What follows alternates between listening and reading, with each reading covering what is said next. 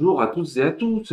C'est mardi, c'est 20h, c'est QP Pharma et on a ressorti les sweats capuche. Ouais, Parce que la petite fraîcheur s'installe dans ce secteur quand même.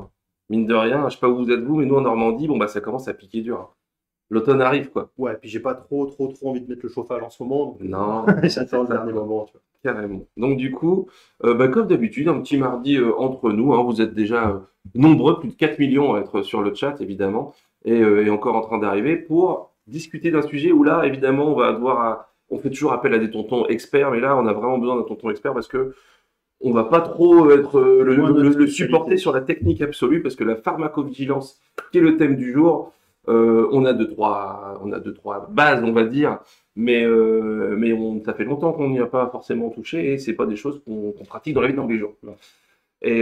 Mais cependant, la pharmacovigilance, c'est un sujet qui est ultra intéressant, qui est ultra vague, qui est vachement plus large que ce qu'on pourrait imaginer ou ce qu'on peut avoir comme formation dans les boîtes ou ce qu'on peut en imaginer dans la vie de tous les jours.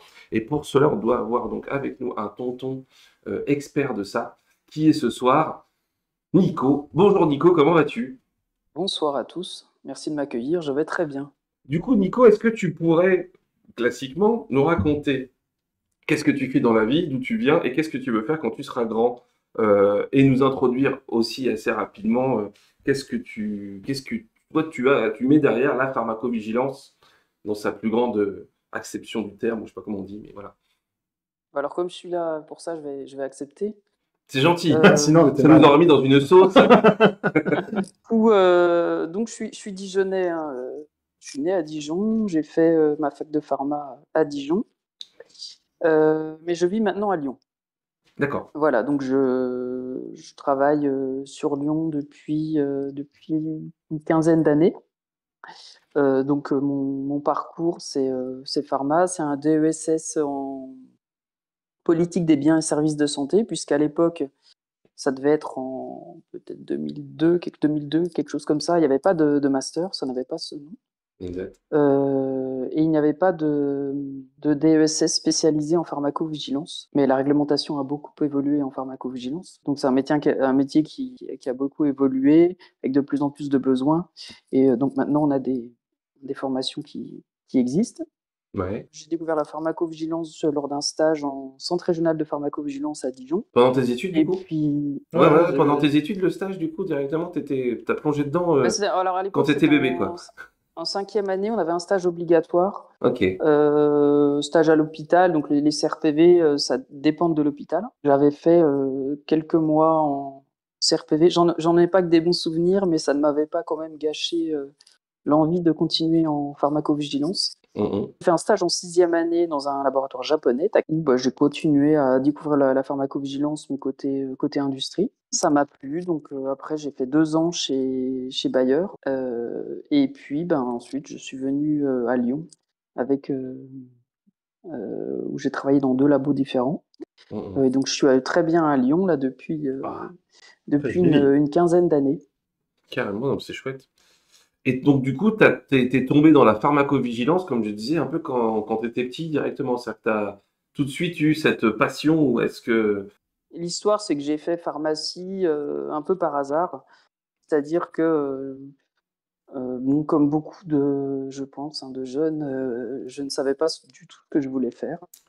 Oh, ça, c'est un Et énorme souci, ouais. énorme souci, ouais. Et à l'époque, ma sœur sortait avec 2,6. Ancien Et président de lui, CRIT, Ah, il wow. m'avait dit, fais pharma, c'est super.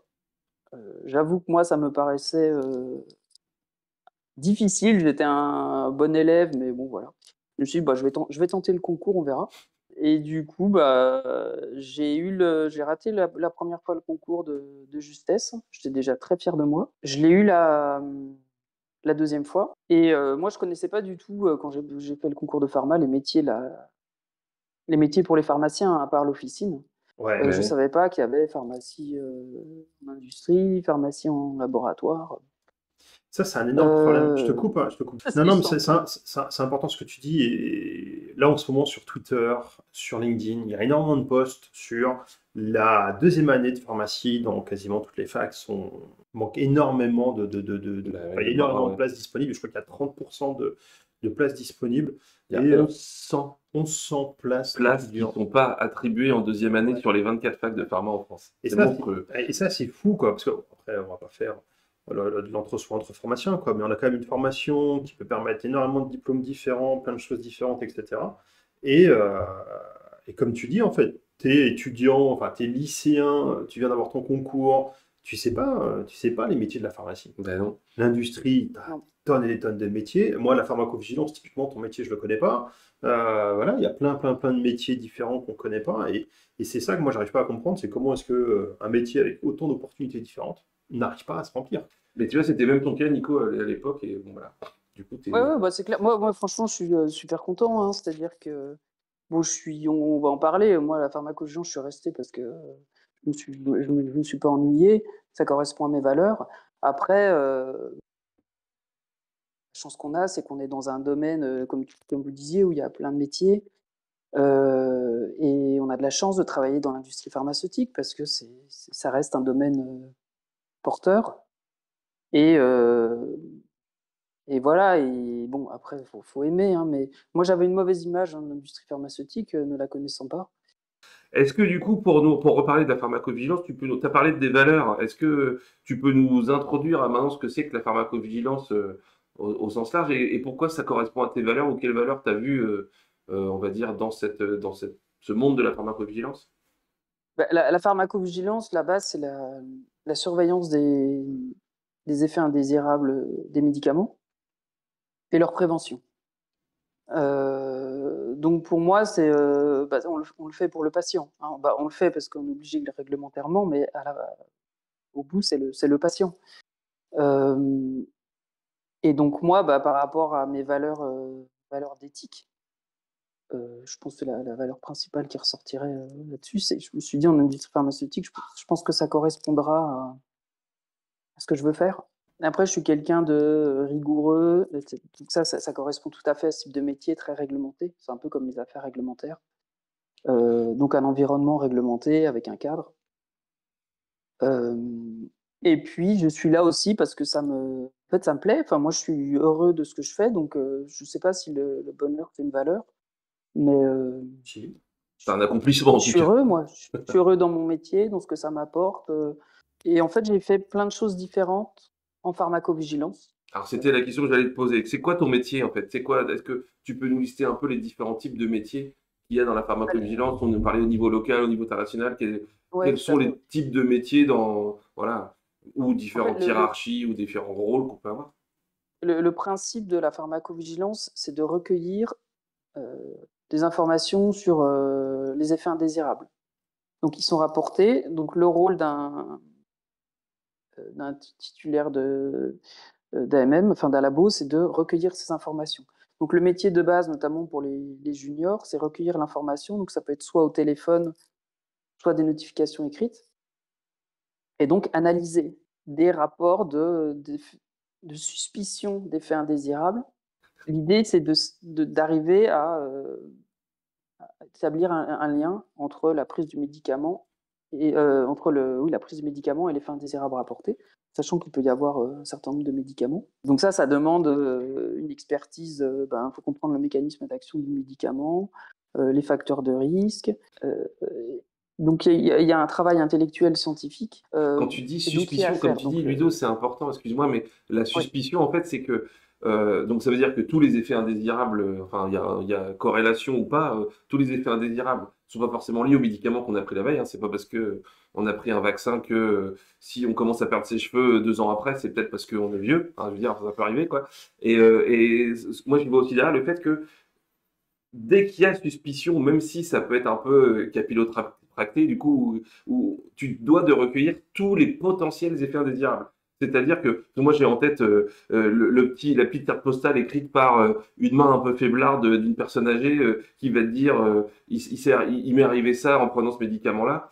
Bon, il y a des choses quasiment évidentes où tu te dis ça doit sans doute pas être en lien, mais tu dois te prendre en compte toutes les interactions possibles ou les effets indésirables possibles, quel que soit le point d'entrée, quoi, en fait. Ce soit, comme tu disais, un exactement. mail, un coup de fil, un pigeon voyageur, n'importe quoi, pour être sûr que t'aies pas loupé quelque chose. Ouais, c'est ça. Et après, il y a l'évaluation du cas individuel. Et après, on fait l'analyse sur les données globales. Donc, on verra les circuits peut-être après, mais Mhm. euh, on essaie de générer un maximum de données au niveau mondial. Et du coup, oui, donc il y a le cas individuel, mais c'est très difficile d'établir un lien de causalité sur la base d'un cas individuel. Donc, ce qu'on essaie de regarder, c'est les données globales, les chiffres, comment on peut les interpréter, nombre de cas par rapport à un nombre de doses distribuées, par exemple. Enfin, ça, c'est vraiment un modèle très simple. Mhm. Euh, et c'est sur cette base, en essayant de comparer en fait des populations traitées à des populations non traitées par le médicament, voir s'il y a plus d'effets indésirables dans le groupe traité que dans le groupe non traité. Et là, on peut commencer à aller vers le lien. Mais sur la base d'un cas individuel, en fait, c'est très rare, sauf pour les réactions type les réactions anaphylactiques, par exemple, Ouais, l'allergie les flash, réactions ouais. point d'injection, des choses comme ça. Ou voilà. Et mais après, moi, par rapport à ce qu'on nous rapporte, euh, les professionnels de santé sont censés rapporter effectivement tous les effets indésirables. Alors c'est un peu une des difficultés du système de pharmacovigilance, c'est-à-dire que les professionnels de santé, vous imaginez qu'ils n'ont pas beaucoup de temps. Ouais. Donc ils ne vont pas rapporter tous les effets indésirables. Donc je pense Mhm. qu'en pratique, même si c'est une obligation, ils doivent rapporter, j'imagine, les effets indésirables qu'ils estiment d'intérêt, c'est-à-dire les effets indésirables graves ou les effets indésirables Oui, il y a déjà inattendus. un filtre qui vient de chez eux, ouais, effectivement. Oui, Parce puis que si le... Vas-y, pardon. ceux un peu atypiques aussi, j'imagine, ceux C'est ça. qui sont Quelque chose récurrents qui à est un déjà dans moment. l'information produite ou dans la notice, Ouais, bon, c'est pas vraiment intéressant de les rapporter.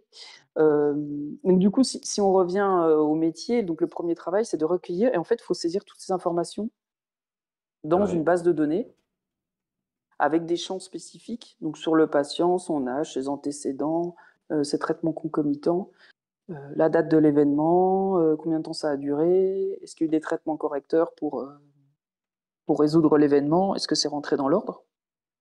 Donc c'est des centaines de champs à remplir, plus un narratif à écrire, c'est-à-dire une histoire de ce qui s'est passé.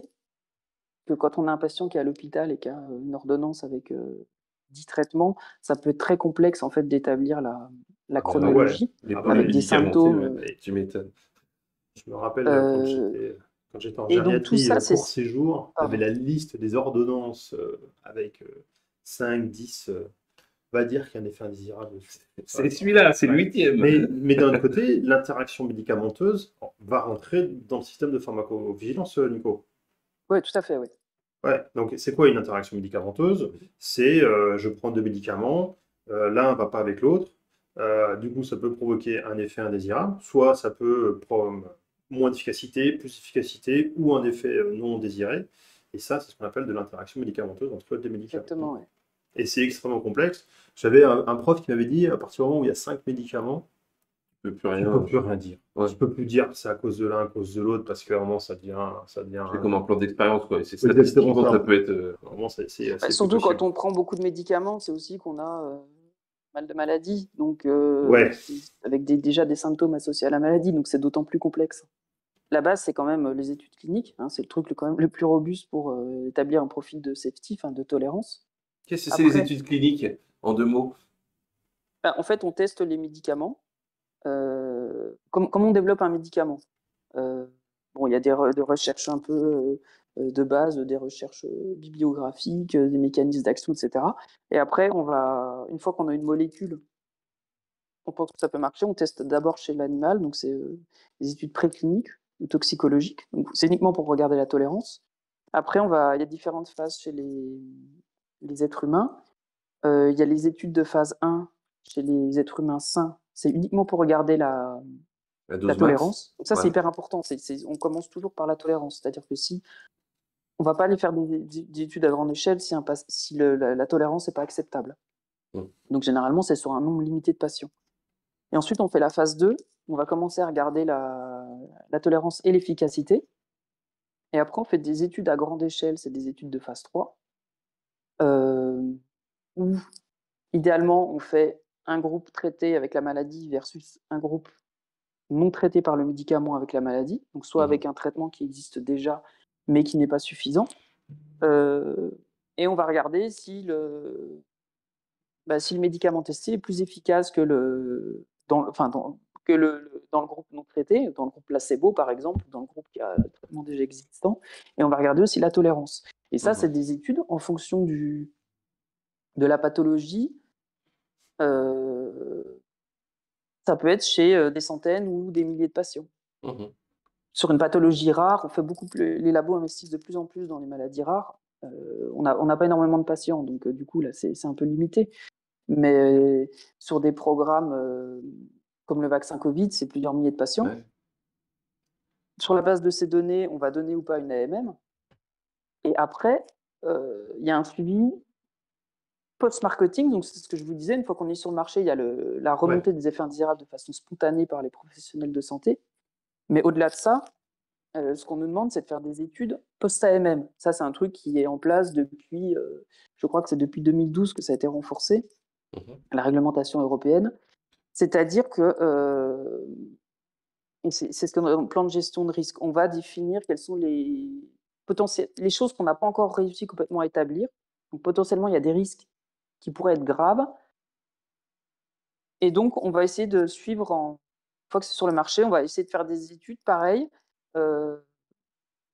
en comparant, par exemple, dans des bases de la sécurité sociale ou des équivalents dans le monde, des groupes traités, non traités, et voir s'il y a des effets indésirables plus importants dans certains groupes. Ouais, forcément, là, Et ça, c'est des études en vie réelle, en fait. Ouais, là, tu vas être sur des données très, très larges, quoi. Ouais, t'as plus de Voilà, monde. c'est ça. Du coup, C'est ça. Et donc, en fait, l'analyse des cas individuels, bon, ça apporte quelque chose, mais généralement, en fait, on a des signaux au niveau global. C'est-à-dire qu'on derrière tout ce volume de cas, pourquoi on les saisit dans une base? C'est pour pouvoir faire des recherches derrière. C'est-à-dire que la base, ça nous permet après de faire des listings avec l'âge des patients, les événements, etc. Et on va chercher via les chiffres des augmentations de fréquence de certains événements par rapport à ce qui est connu ou attendu. Et quand on a une augmentation de fréquence, on va aller chercher les explications. Donc on va aller regarder les cas individuellement, si le volume n'est pas trop important. Il peut y avoir des biais de notification. Donc là, le vaccin Covid, tu en parlais tout à l'heure parce que c'est l'exemple que tout le monde comprendra.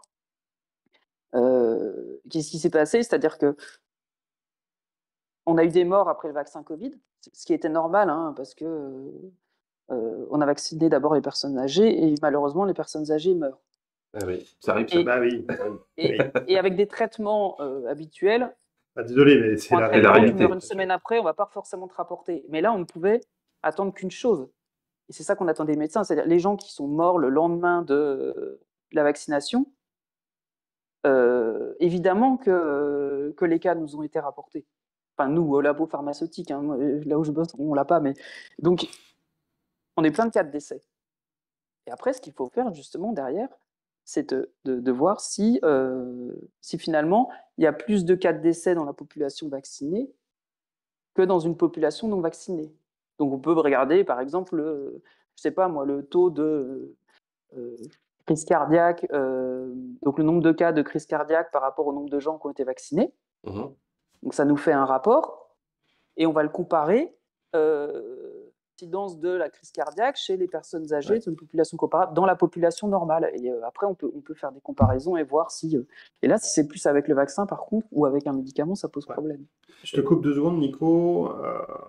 Par rapport à ce que tu dis sur le vaccin, c'est super important. Après, il y a de polémique sur le vaccin, mais en gros, ce que tu expliques, c'est qu'il y a une différence entre la corrélation et la causalité. C'est que, effectivement, les gens ont pris un traitement, vaccin, non, hein, et ils ont pu avoir des phénomènes, des symptômes, des problèmes qui pouvant aller jusqu'à la mort. Mais vu la quantité de personnes, forcément, statistiquement, il y a forcément des événements qui ont pu se passer juste après la prise. On va dire dans la 24 heures, dans la semaine. À l'inverse, il y en a peut-être qu'on gagné au loto le lendemain. Oui, voilà. Et c'est pour comprendre la difficulté à interpréter les données, en fait. Et qu'est-ce qu'il faut faire quand on met un médicament sur le marché pour assurer une surveillance, pour détecter des effets indésirables s'il y en a. Après, je crois que c'était le H1N1, il y a eu des cas de narcolepsie. Ça a été rapporté. Donc, c'est des narcolepsies, c'est-à-dire, faire simple, c'est un endormissement anormal, etc.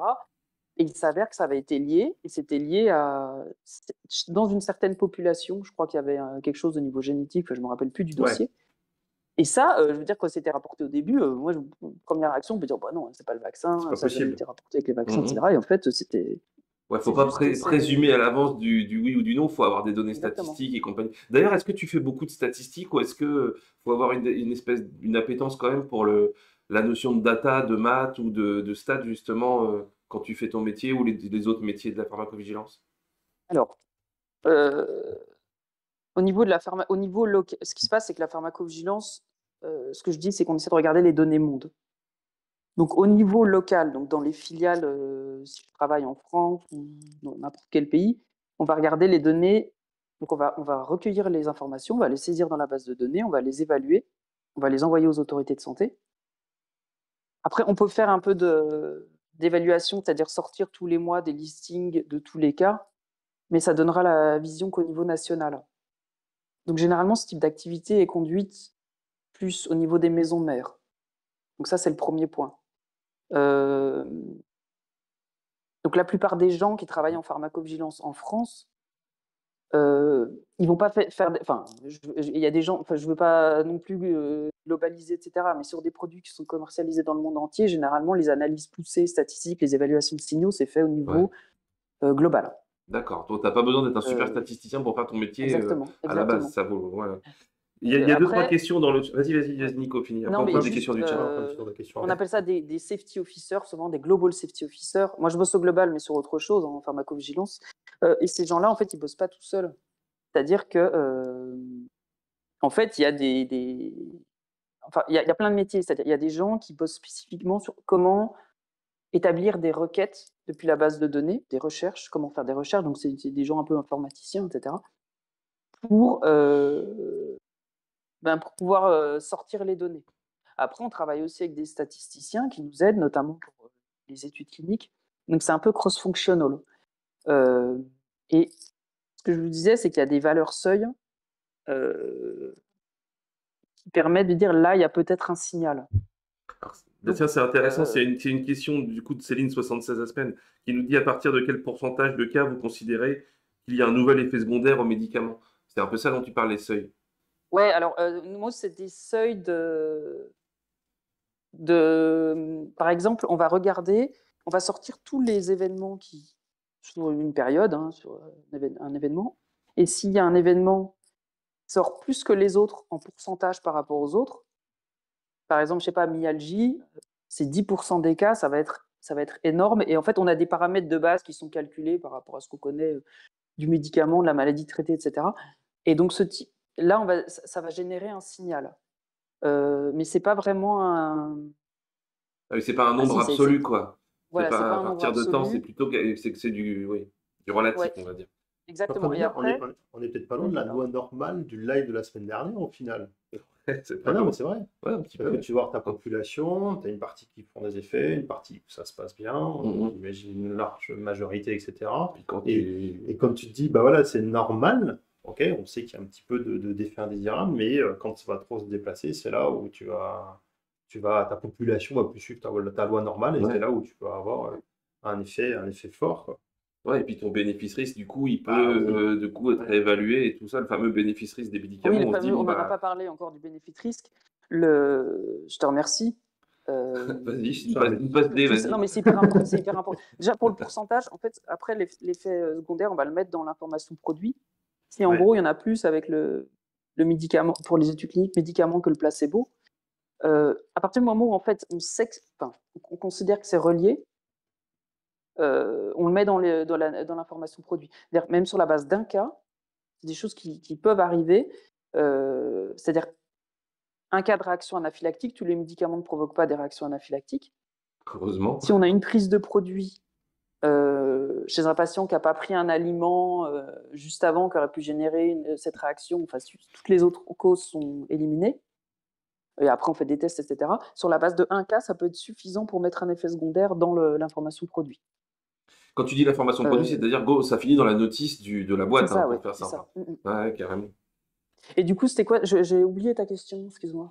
C'est pas grave, je sais plus. Non, mais on parlait du bénéfice-risque. On se dit, en fait, effectivement, à un moment donné, le bénéfice-risque, s'il y a trop d'effets secondaires, tu peux être amené à réévaluer Ah oui, c'est le ça. bénéfice-risque. Et si tu te retrouves à avoir un truc où tu es censé en gros, c'est censé te soigner ton mal de tête, mais par contre, tu as des bras qui poussent de 4 mètres, bon, ça vaut peut-être pas le Ouais. coup. Bah, Faut peut-être mieux avoir un petit Alors, mal de tête, quoi. ouais. l'aspirine. L'aspirine, Alors, voilà, il à y un a moment ouais, donné, il y a plus d'effets indésirables que de bienfaits, entre guillemets, Ouais. ou en tout cas, les bénéfices, il est pas si favorable que ça, quoi. c'est ça. Alors, en fait, il y a 2 choses. Ce que je voulais dire tout à l'heure, c'est que, la safety, donc c'est par rapport au risque et concrètement, on accepte des médicaments beaucoup moins tolérés, par exemple dans le cancer, que, Eh oui. pour les vaccins qui généralement visent des populations saines. C'est aussi pour ça qu'il y a beaucoup de scandales autour du vaccin, c'est-à-dire on n'accepte pas l'effet indésirable après un vaccin, Oui, parce qu'on va bien avant et on peut pas aller moins bien parce qu'on va après, bien quoi. avant, voilà exactement. Alors que quand on est malheureusement, on a 6 mois d'espérance de vie, Oui, heu, on peut vomir un donc peu si ça soigne le cancer, voilà, c'est c'est pas, ça. enfin, ça vaut le coup quand Donc même, quoi. le bénéfice-risque, c'est hyper important. Après, nous, ce qu'on fait, c'est quand on dépose un dossier d'AMM, et ça, les gens de la pharmacovigilance au niveau global sont impliqués, on travaille avec les gens de l'épidémiologie, les cliniciens, et on établit la liste des bénéfices attendus, la liste des risques connus ou les risques potentiels qui sont importants, donc vraiment un impact sur le bénéfice-risque, c'est-à-dire pas la fièvre à 38 qui survient chez 1% des patients. C'est l'événement potentiellement qui peut mener à une hospitalisation.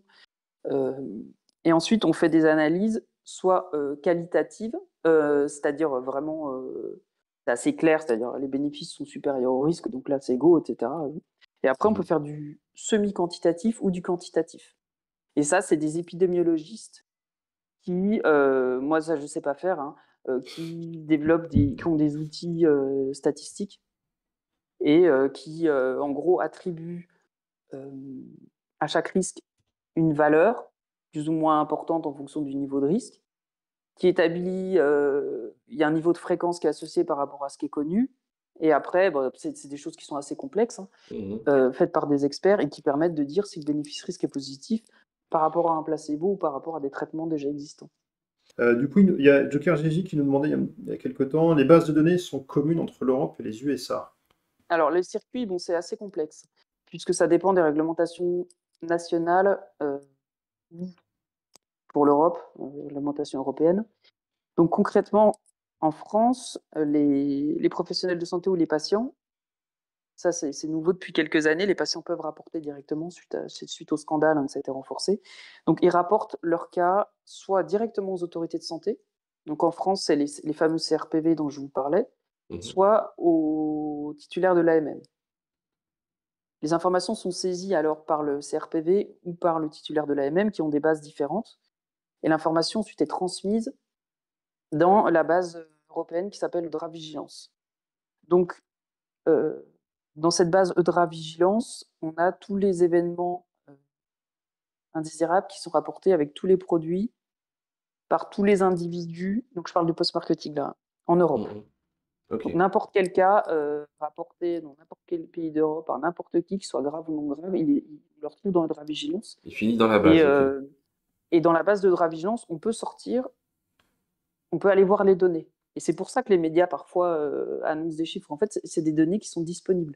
Et pourquoi c'est disponible? C'est pour un souci de transparence. Après, si Bah vous ouais, allez ouais. voir, c'est bien écrit avant, ce dont on parlait avant. C'est-à-dire, attention, c'est pas parce qu'il y a un cas de Mm. rapporté qu'il y a un lien de causalité. Bien Il y a sûr. des alertes par rapport à ça. Bref.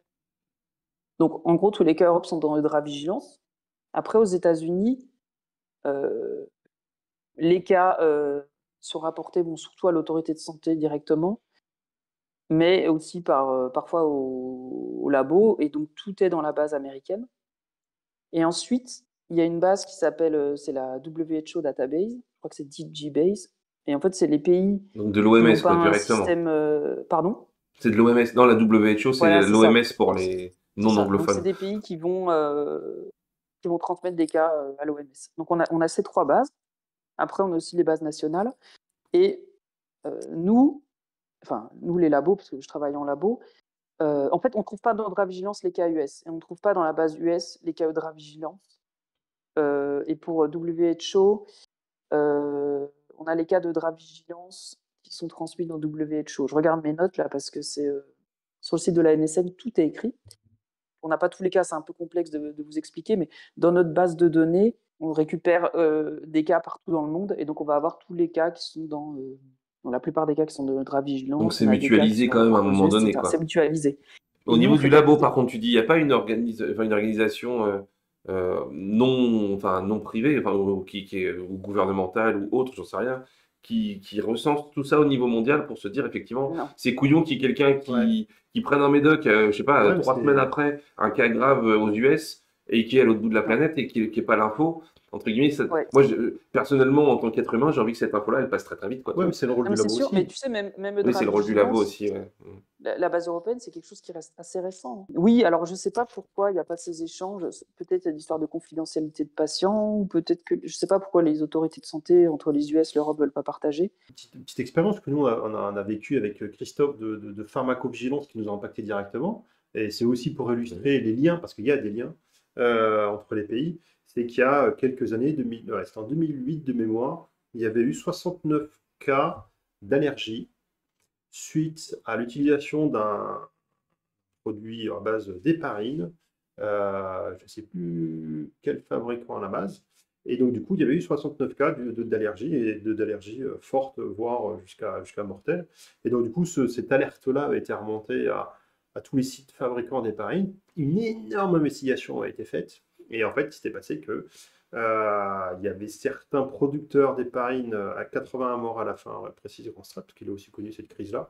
Et en fait, il s'est avéré que l'héparine chinoise était en partie coupée, parce que l'héparine coûte très cher, et donc c'est beaucoup plus facile de la couper. Et c'était certaines sources chinoises qui avaient fait cette pratique-là. Et du coup, ça a mis tout à sec, tout l'approvisionnement, parce qu'il faut imaginer que dans une seringue d'héparine, il y a un cochon, l'équivalent d'un cochon. 50% de l'héparine venait de la Chine. Et donc, du coup, il y a les 10 labos qui produisaient l'héparine qui ont été quasiment tous à l'arrêt, à part ceux qui ne bossaient pas avec la Chine. Nous, on travaillait sur un site où il n'y avait pas d'héparine chinoise, donc on a continué de produire. Mais il y a eu, ouais, Mais des impacts ça a été un mondiaux. rationing très très dur. Mhm. Et voilà, juste pour illustrer, c'est des cas de figure aux États-Unis. Il y a eu une publication, il y a eu une alerte, grosse investigation, toutes les agences réglementaires se sont coordonnées, etc.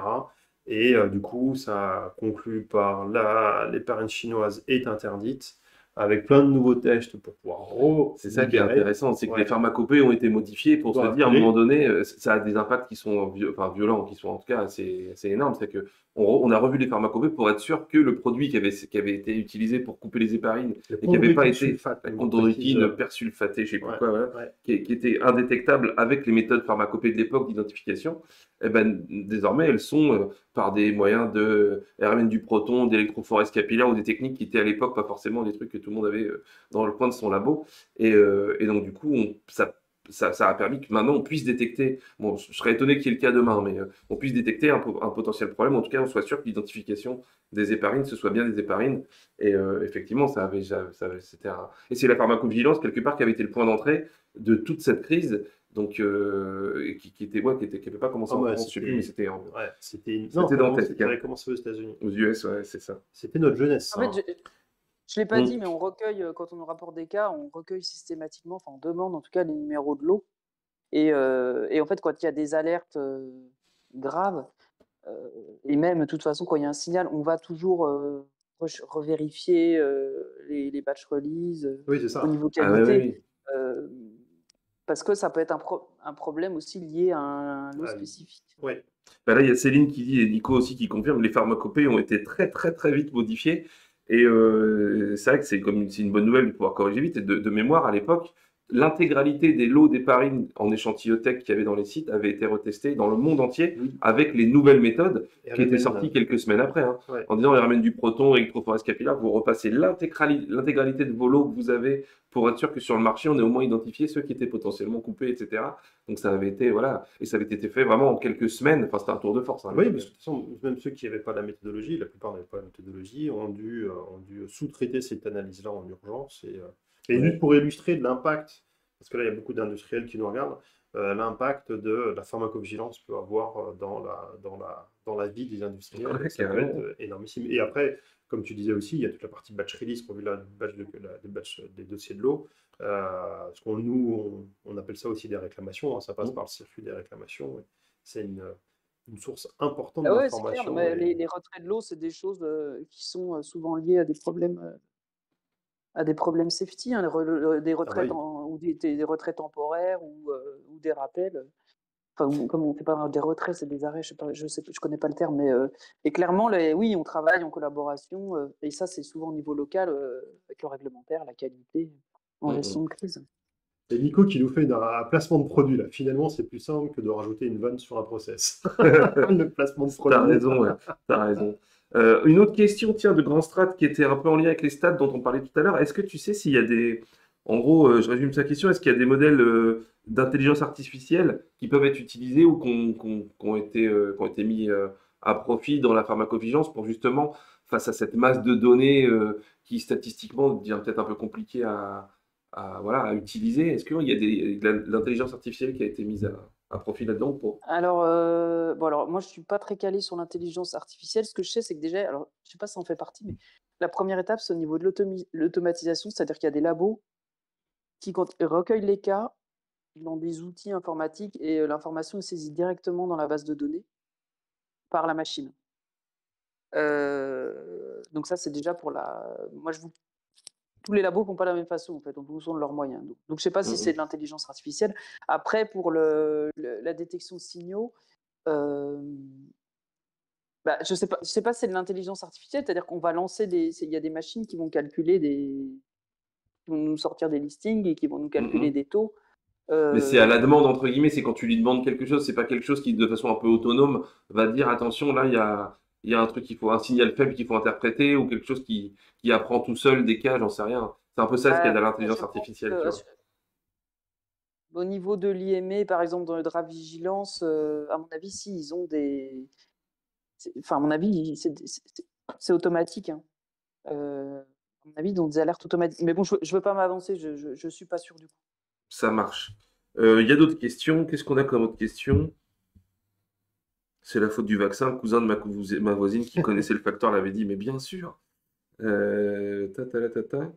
Ah, il y a un exemple, ouais, Nicolas qui nous dit, Nico Guému France qui nous dit bonsoir à tous. Il me semble qu'il y a un vaccin contre la dengue qui avait été retiré du marché il y a quelques années. Est-ce que c'était Ouais, lié au suivi post-AMM? Ça te parle ce truc-là, ouais, Nico? bien sûr, ouais. Ouais, ouais.